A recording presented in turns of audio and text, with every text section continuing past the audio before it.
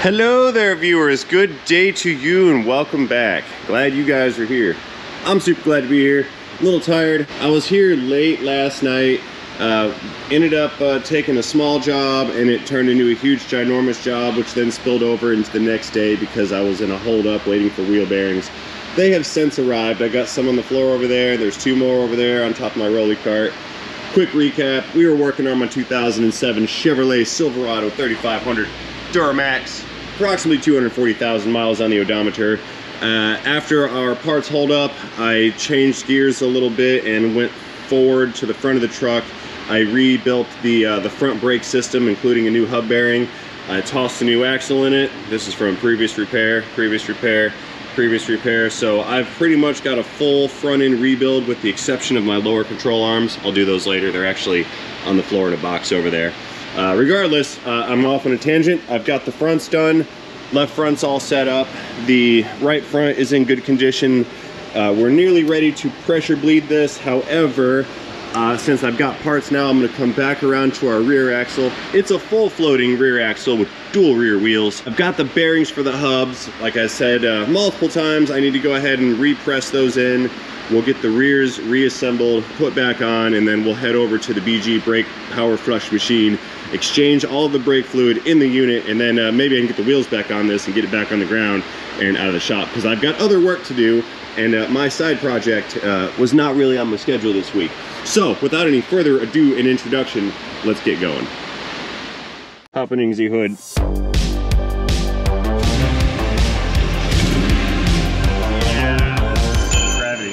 Alright guys, we're moving on to one of the hubs here. I've got one big race to press out. The other race has already been removed when we took the bearing out because it was a captured bearing.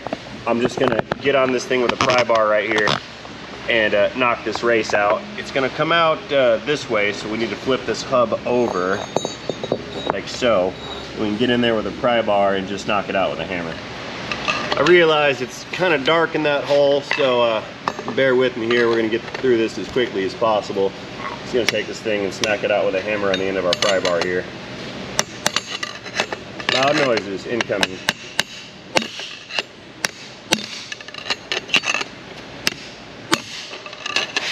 It's moving. Oh, a lot of movement at that time. And I believe she's out. There's our race. Give this hub a good wipe down, get rid of all that old grease and nonsense in there. We'll head up to the press and get our new bearings and whatnot pressed in. Well, races. All right, we've got the hub hanging out in the press. Here is our new race. We're gonna drop that in. And what I'm gonna do is use the old race to help push it down. Here, let's move this over some. Here's our old race right here. Give it a good wipe down. Let's set that down right on top. Then I'll get one of my plates in here.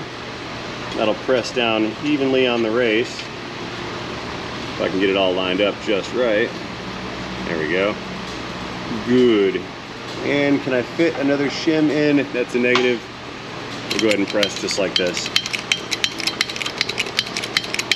I'll get a partial press in on it first, and then we'll re-shim it later on. Let me get this thing centered a little bit better, right there. Watch right here, you'll watch this race start to press down into the other one. Here we go. Sliding right in, no problem, nice and smooth. It's even, it's not going sideways. Good. And that one's in.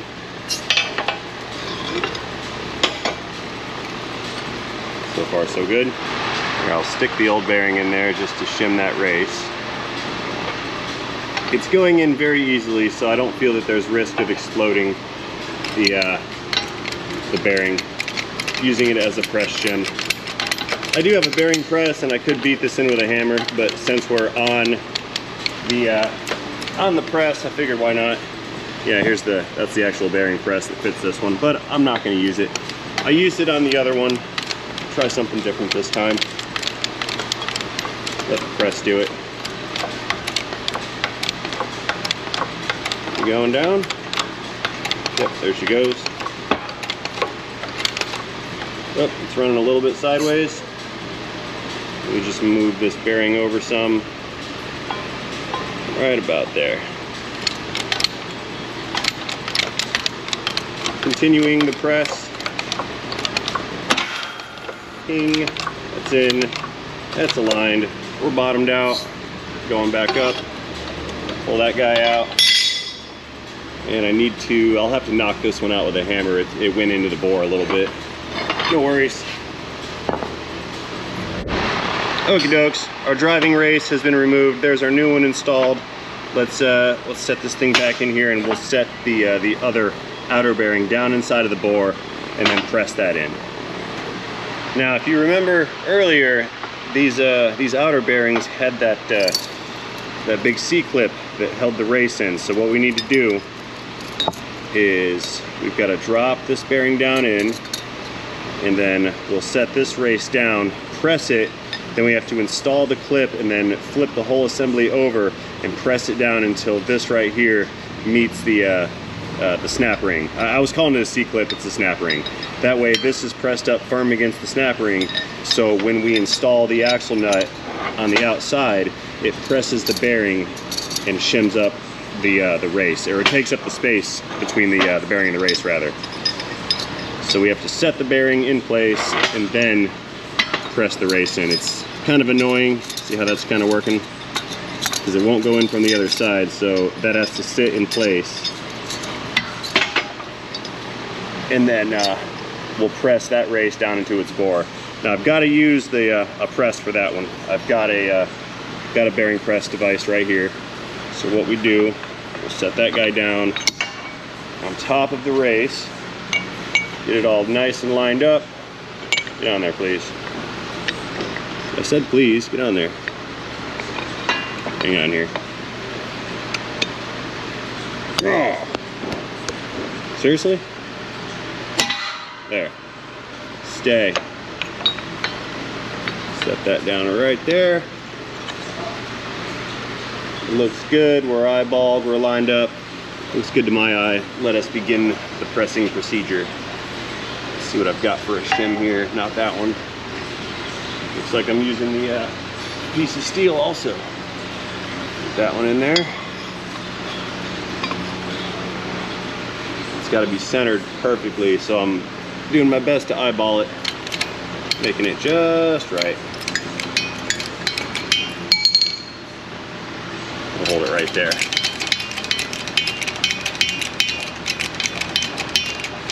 The first couple millimeters of this press are critical, because if that race goes in sideways, it's going to lock in and we'll have to press it back out to straighten it out, and that would be bad. Beginning the press action now. It's going in, feels smooth, and we bound up a little bit. It's a little sideways, so scoot that over, scoot that over. Try again.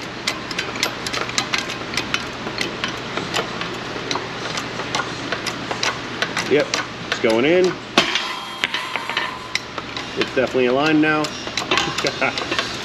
Going down a little farther, and it stopped. Let me check on it. If we go too far, we can actually crush the basket on the bearing, and that would be not okay, because then we'll ruin the bearing, and I'll have to do all this all over again.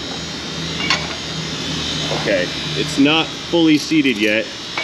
You can see that the bearing is now captured. I've got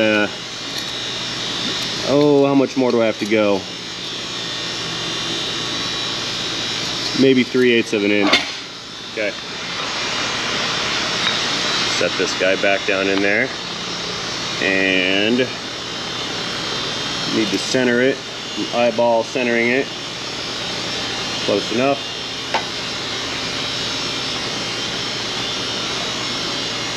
Right here. And one more good size shim right here. There we go.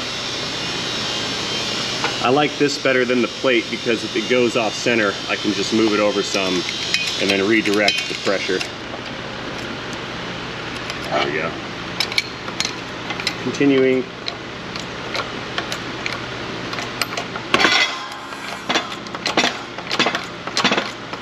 feeling good.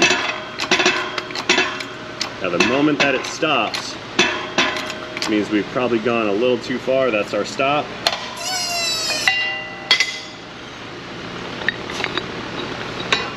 Let's see what it's looking like in there. I don't see the groove just yet. We need to go a little farther.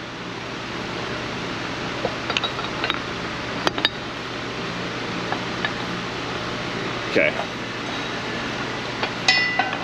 A little bit farther. I know. Exhilarating content, isn't it? Watching the bottle jack push metal into metal.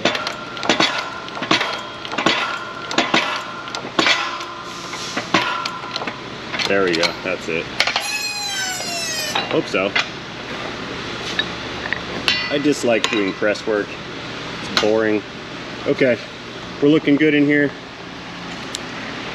We can see the groove down in there just on top of the race, way down there. Now I can go ahead and get that snap ring installed.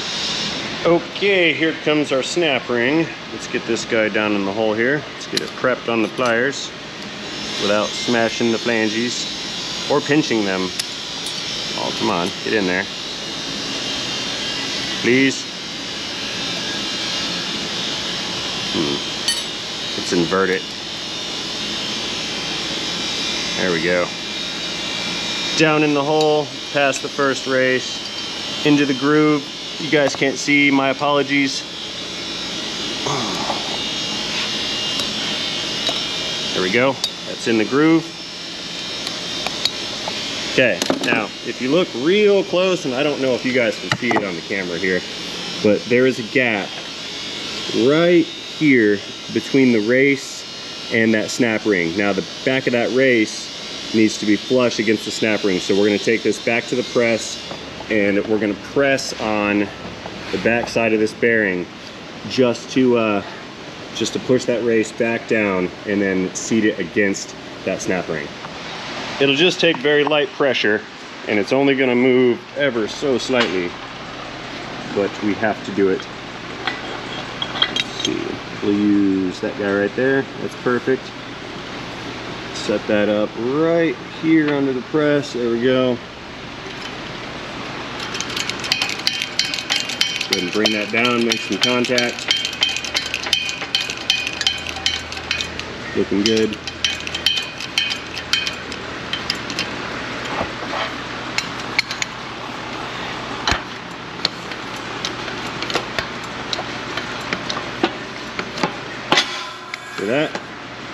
That was the race moving. I think that was it. Let's back this off. And we just need to check the backside and make sure that it has become flush. Let's see what we've got here. And the survey says to me, looking pretty good. Yep, that gap is closed up, no problem. Now the way we can test that is we'll try to compress that snap ring with the snap ring pliers. If I can't get it to move, then there's pressure on it from the bearing race. Oh, see that? See how it moved? It's not in far enough. One more time on the press. We just need like a 32nd of an inch. I think that was it. Maybe that one. Yep, that was it. Feels pretty good. Let's back it off. One last recheck with the snap ring pliers, that we can get the seal driven and installed. Which is awesome, because I did not want this job to take as long as it did. But that is the way. Snap ring pliers going in, and good. There's pressure on the snap ring from the bearing race. Okie dokes, that's all set. Let's take, where's my other big bearing for the outside here? The one that goes here. Where's that guy? I lost it. I found it. Yep, that's my new one. It's got dust on it already. It's a Timken bearing. Let's throw some grease on it and then we'll drive the seal.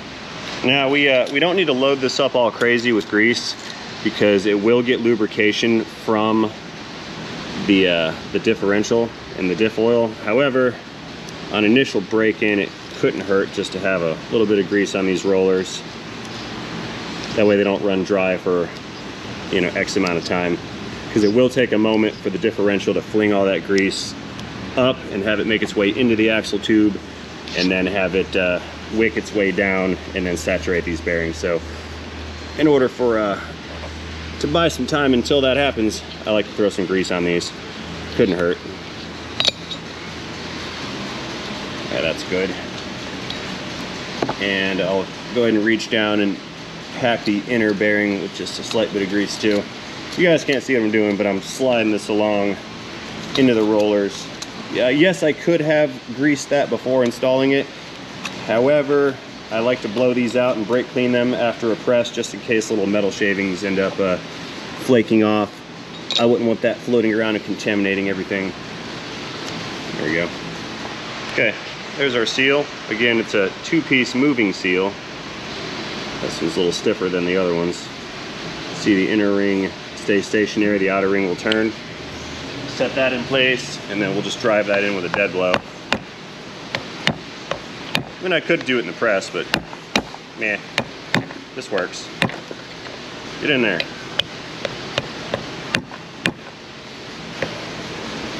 My cart is flexing too much. Let's do it on the floor. It'll be more easier. You're not done yet. Go away. You're not done yet.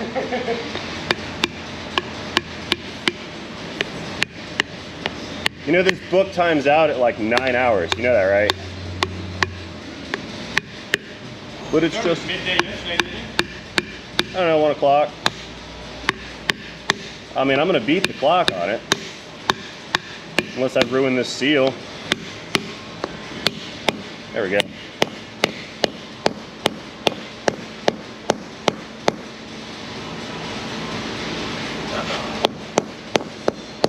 Beautiful. And just to help this thing get seated onto the axle, I'll put a little bit of lubrication on the inside of that seal right there. That way it can slide easily as I put it on over top of the axle. There we go.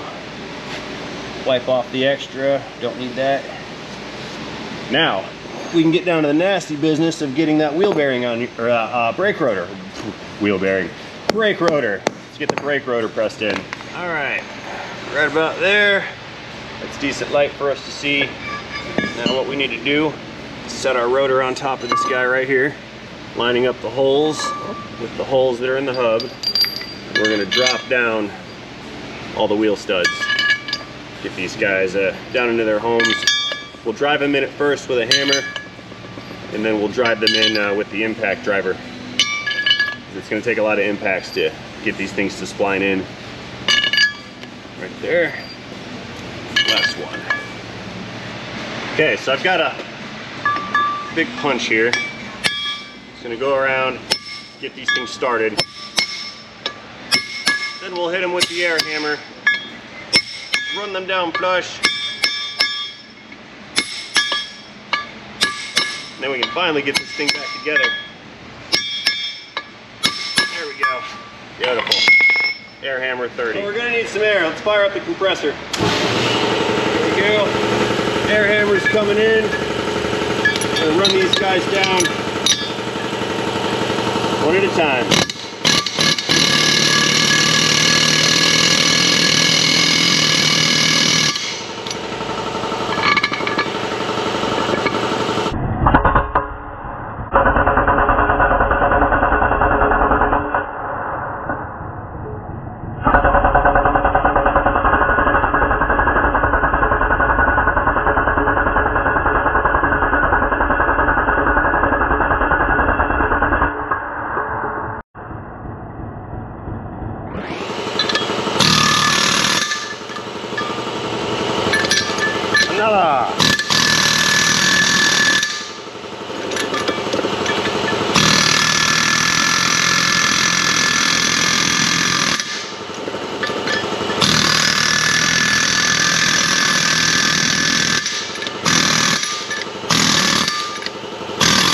That's all of them. Hit them one last time.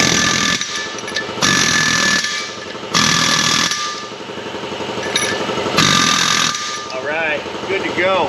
Got them. Okay, so we've got one hub, new bearings, new seal. and new rotor. Very good. Roro, it's not shiny. Get my fingerprints off of here.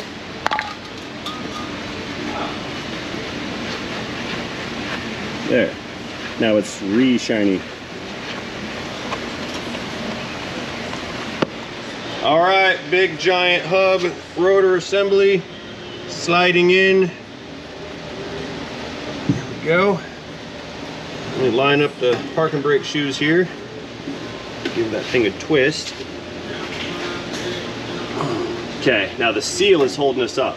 That's getting in the way. I can't push that in any farther yet. So all I really need to do here, wipe this dust off. I don't want that. I'll take the dead blow. Just tap it on. See it move?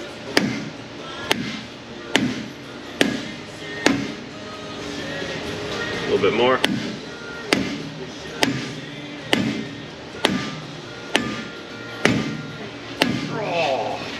That's why I like a dead blow. I'm not going to hurt anything by hitting it with a hammer because it's not metal, it's rubber. It won't ruin my surface. Very good. Okay, now I think that's seated all the way. Maybe it is, maybe it isn't.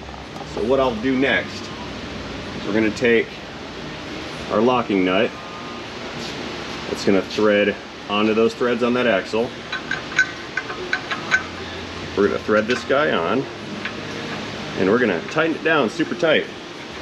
It's not going to stay super tight because all it's doing is preloading the bearings, and if it's super tight it'll just smoke the bearings and that would not be good. Here, I'll use this little punch to help me turn this thing, that way I don't cut my finger on these little sharp edges here. So what I'm going to do, tighten that down all the way as far as it goes, like a lot. Then I'm going to take that same chisel and tighten it some more. I'm actually going to over tighten this because it's going to put constant pressure on the bearings and on that seal. See how we're starting to stop right here? Now I'll give it a few more whacks with the dead blow.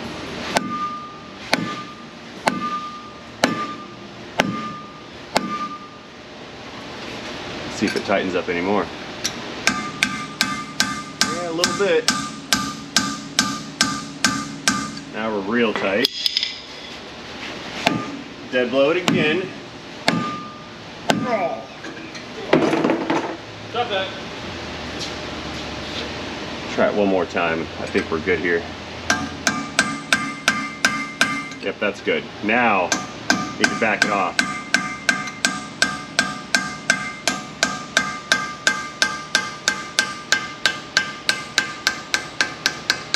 Now we're not super tight.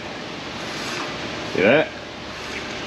At this point, we can take our little locking key, put that thing back in, right there, and then we'll put our clip back over it.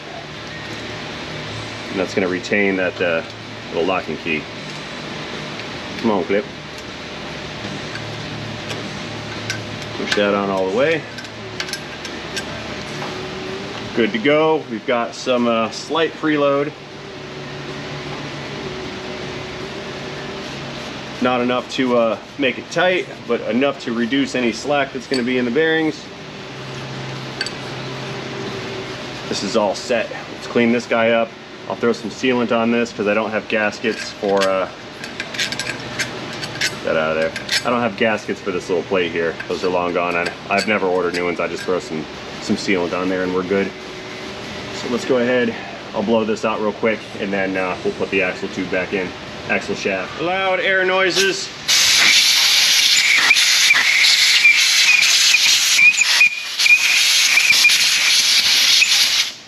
Good.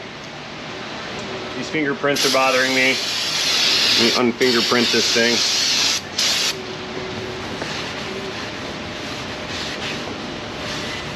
There we go. Nice and shiny-ish. Okay, let's move in a little bit closer. I'm gonna go ahead and get some sealant on this surface right here. What are you doing, dude? Real thin. Oh, okay. Real thin layer here. Why are you laughing at me? Oh. You're weird. You're as weird as I am. And that's saying something. Yeah, a little bit of sealant on here. There we go. A little bit more right there. Let's wipe out anything in the center.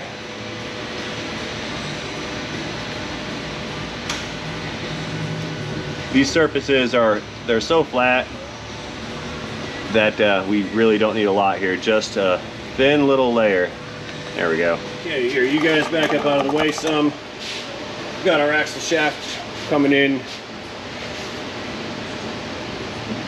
Clean that out. Saw a little piece dangling. Shaft going. Ah, there's a hair on it. I don't want hair in my rear end. That's weird.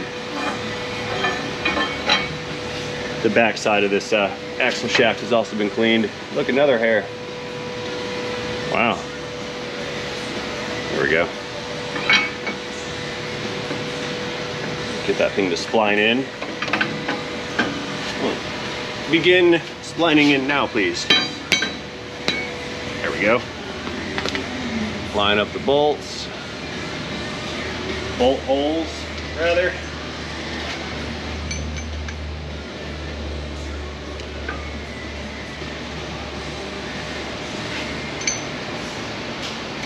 There we go.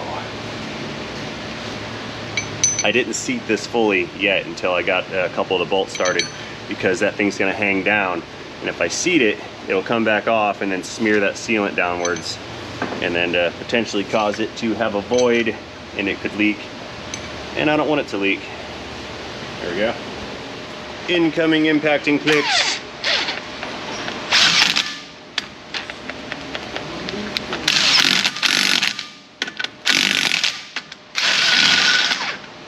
Oh, brushed motor. I can smell the brushes in this thing.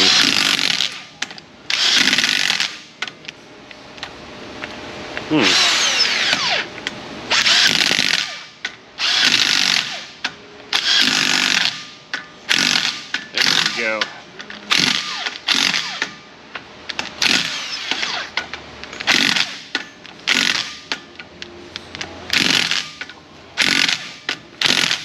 Beautiful.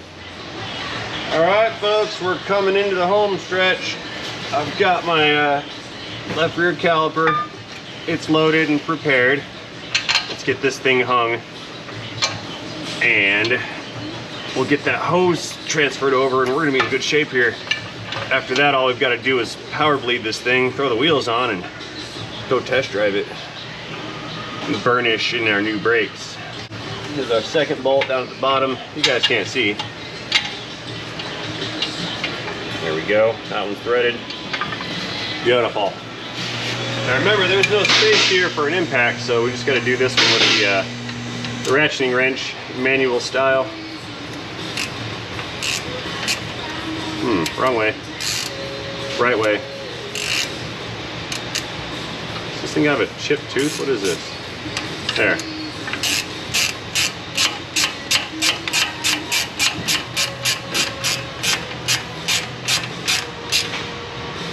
There we go. Let's hang off of it a little bit. Wheel spacer gravity. Oh. Put some torque here. There we go. And the bottom one as well. Then we can move on to that hose. Got the new one here. That also arrived. I was waiting on that yesterday. Waiting on everything yesterday. This job took longer than I thought.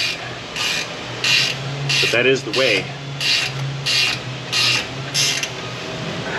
Okay, this one's tightish. Oh, finalized click. There we go. That's good. Almost done here. Let's get this hose disconnected and removed. Got some ratcheting style hose clamp pliers. Let's see how these guys work. I just got these not long ago. Haven't used them yet. Oh, they actually do. Look at that. It's a ratcheting line wrench. That's freaking cool. How about that? Look at it go. Nice. I like this thing. Who made these? Imperial? Yeah, Imperial. I got a whole set of them. Never used them before. Anyway, the line's off. Let's get our clip out and get our new hose attached, and then we'll transfer, we'll attach the hose to the new caliper. That's what I was trying to say. Okay, let's get a hold of this clip right here. Wiggle this thing out. Come on now. There we go. That's removed. Then pull our line out, our hose rather, and we'll slip the new one in. How's that thing get indexed? We're leaking fluid.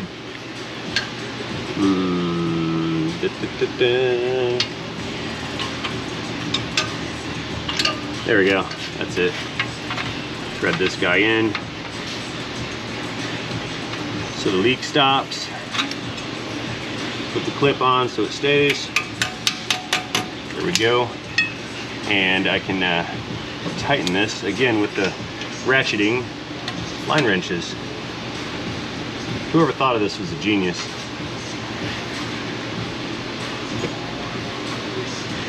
See how that works? That's cool. Ooh, it's starting to twist the line. Must be tight. Yep. Okay, let's move over here to the front side of the caliper, and we can go ahead and get this hose installed before all my fluid leaks out. Okay, let's pull the plug out of the new caliper. That keeps moisture and dirt and whatnot out of there. Pull that guy out. Now, we're gonna have to recover the benzo fitting from the old caliper here. Yeah, turn this guy up. Unbolt that thing. You can't see what I'm doing. There we go. Yeah, we need the fitting out of this. I have new washers, but I don't have a new fitting, so I've got to reuse this one.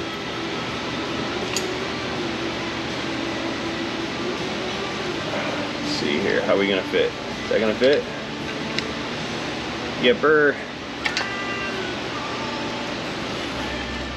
Through the hole, around the fitting, in the caliper, just like so, and we'll knock it down. Click. Good to go. Alrighty folks, now is the moment of truth. I've got the rear brakes on finally. New bearings, inners and outers, new seals, new rotors, calipers, pads, rotors, hoses, all three hoses, including the one in the center. That's both sides. Up front, again, we've got a hub bearing assembly with ABS speed sensor, new hoses, both sides, calipers, pads, rotors, and just to top it off, I changed out those two front axles. Yes, I reinstalled the sway bar link. We are nearly complete. The only thing left here for me to do is pop an Ingsy hood. You can't see, it's way down there, it's dark in here. We need to pop the hood, roll the brake fluid pressure bleed machine over, go ahead and hook that up to the brake master cylinder, pump in new fluid, pump out the old fluid, purge all the air, and then I can throw the wheels on and get this thing back on the road. We can go on our test drive and burnish our rotors. If I can get the hood open. Come on, big old hood, there we go. Hello, Duramax. How we doing? Clean as ever. Okay, what do we got in here? Yeah, a little low from the leakages. No worries. Let's go fetch the machine and a few quarts of fluid and get this party started or ended. Or started and ended. Either one. Here, let's see what we have in the vault of viscosity. Brake fluid. We're probably going to use 3 quarts. I know the master cylinder takes 1 entire quart, and then I've got to fill up all 4 of the calipers and the lines, so I think we're going to use 3. We'll see. Let's get this stuff set down over here. You stay right there, brake fluid. Okie dokes, the machine's over here in the corner. Now, I must advise this this procedure is going to be a little loud because I have to use shop air to power the brake fluid exchange machine. So that compressor is going to kick on. It's going to make a bunch of noise. But so what I'll do is I'll explain what's going to happen here before making all the noise, and then I'll just go around in super high-speed, lightning-fast motion and perform the procedure.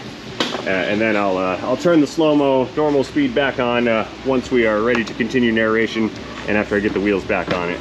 So, moving up to our brake master cylinder, we can see the condition of that fluid in there. It's horrendous. It's a GM thing. What I will do is I'm going to suction out with the suction side of this machine all the remaining fluid that's in that master. Then I'm going to fill it back up with fresh new brake fluid. I will then attach the machine on the pressure side to the top of that master cylinder, and it's going to pump in pressurized brake fluid at about 10 psi. At which point I can go around all the bleeder valves on the calipers using the vacuum side, crack the vacuum lines open, or the bleeder valves open, vacuum out all the old fluid. Once I see nice clean fluid with no air coming through the vacuum hose, I can close that one off and then move to the next wheel. I'm going to start from the right rear, right front, and then left front. So the idea being you start from the wheel that's farthest away from the master cylinder. Once I've got clean fluid out of all 4 wheels, we're going to set the level back in the master, and the fluid exchange will be complete. Then I can throw the wheels back on and get this thing out on the road. So let's speed this up in a super high speed lightning fast motion. Compressor is powered on. Let's go ahead and hook up our air line to the machine and get started. Or finished. Or get started getting finished. There we go. Okay, coming around over here. Let's go ahead and just connect that guy right here. Begin connecting now. Come on. Get on there. There we go. And vacuum suctioning beginning. Pull our line out. Up here, we're gonna hang it off something so it doesn't fall down. I choose not that, scratch my paint. I choose that little hole right there. There we go. Go ahead and vacuum out all the fluid. Then we can refill, and I'll suction out as we described previously. There we go.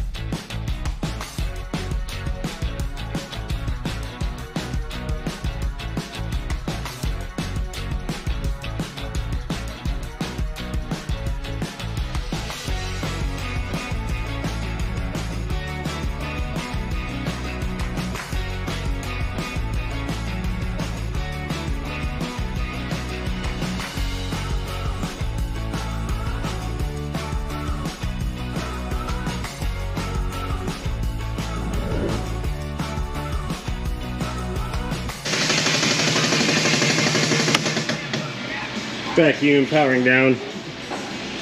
Disconnect that. Pressure needs to be depressurized. There we go. Okay, so now we've got a full fluid system exchange. We made a mess because this cap started to come off earlier. We can see we've got clean fluid in there. What I need to do is pump the brake pedal a little bit and get those calipers to press out. We'll recheck the final fluid level, and then I can finally get the wheels back on this thing. Okay, wheels are bolted on, brakes are bled. I'm not gonna put the caps back on until after I drive home because I want to retorque all of these lug nuts, especially the ones in the rear, because I had to pull and press those through those wheel hubs, and there's potential that they weren't seated all the way. So I'll drive it some and then retorque later on and then recheck. They're probably fine, but it couldn't hurt. Anyway, we're on the ground. Let's clear the rack, starting the engine, back this beast out, and let's go get these brakes burnished. That way I can move on to do other things besides working on my own things. There we go. Let's go check the master fluid level one more time. Right there at the max mark, which is right about here. This is good. Good to go. Reaching in, restarting the engine. Nice. It's alive. Awesome. All right, Silverado. Let's get this thing backed out. Hood's still open because I'm going to spray it off. We had a bit of a spill going on up there. The little adapter that went on top of the master was leaking, and it caused some brake fluid to leak down. So I'm just going to go and hit it with the garden hose.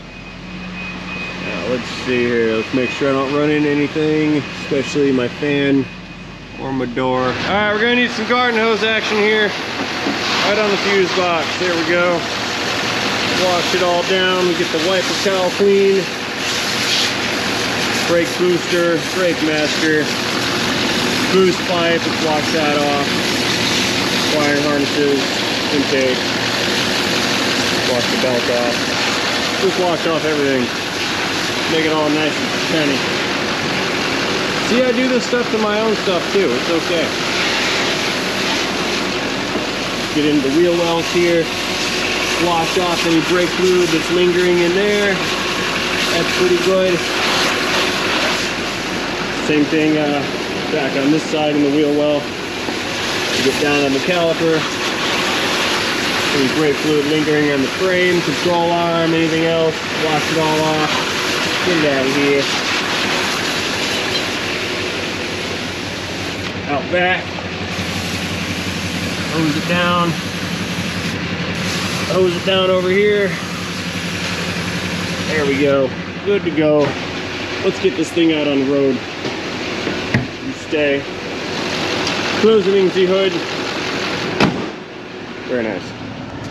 All right, guys, pulling out on the road. First test drive in well, in 2 days, because this thing's been on the rack for 2 days. I need to burnish these brakes, meaning we're going to apply some light pedal pressure from about 30 to 20 miles per hour. And what that's going to do is it's going to wear away that outer layer of that coating that you saw on those rotors, and it's going to wear that away.